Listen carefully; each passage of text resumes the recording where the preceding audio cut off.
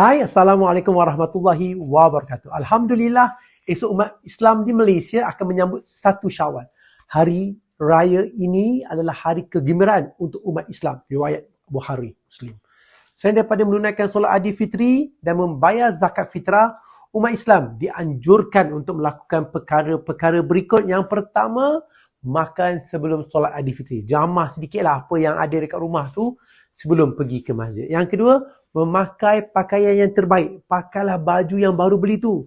Tahun ni warna apa yang trending, tapi tak kisah ikut trend pun tidak.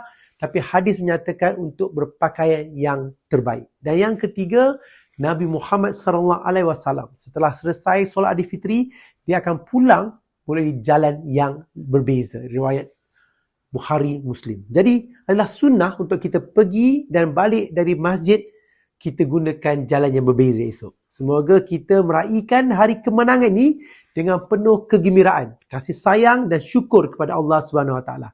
Akademi Dr. Aizul Amar, pembelajaran sepanjang hayat.